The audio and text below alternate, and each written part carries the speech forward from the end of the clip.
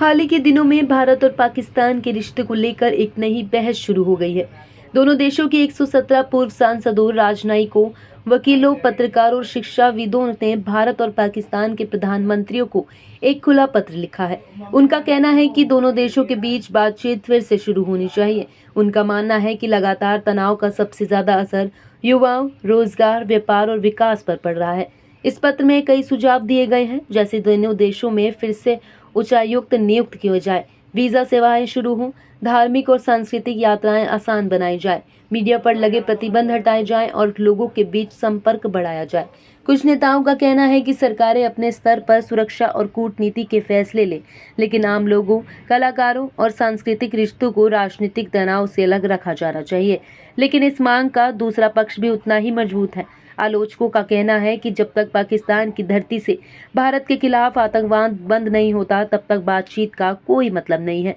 उनका तर्क है कि भारत ने पहले भी कई बार शांति की कोशिश की, लेकिन हर बार जवाब में आतंकी हमले हुए। इतिहास भी यही कहानी बताता है। वर्ष 1999 में तत्कालीन प्रधानमंत्री अटल बिहारी वाजपेयी लाहौर बस यात्रा पर गए थे।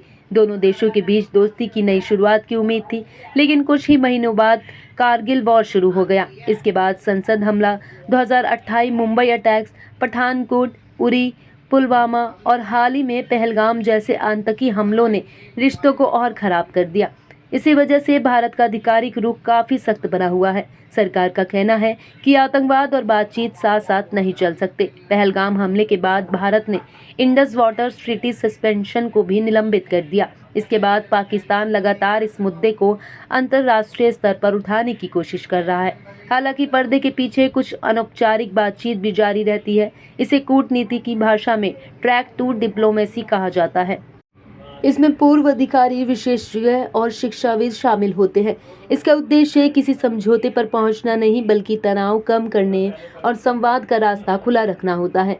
लेकिन भारत सरकार ने साफ किया है कि ऐसी बैठकों का सरकार की आधिकारिक नीति से कोई संबंध नहीं होता। फिलहाल भारत का स्पष्ट संदेश यही है कि सीमा पार से आतंकवाद पूरी तरह बंद होना चाहिए। प्रधानमंत्री नरेंद्र मोदी कई बार कह चुके हैं कि खून और पानी एक साथ नहीं बह सकते। उनका संकेत ये है कि जब तक आतंकवाद पर ठोस कार्यवाही नहीं होती, तब तक रिश्तों को सामान्य बनाना मुश्किल होगा। यानी एक तरफ कुछ लोग मानते हैं कि बातचीत से तनाव कम हो सकता है, जबकि दूसरी तरफ कई लोगों का कहना है कि विश्वास तभी बनेगा जब आतंकवाद पर पूरी तरह रोक लगेगी।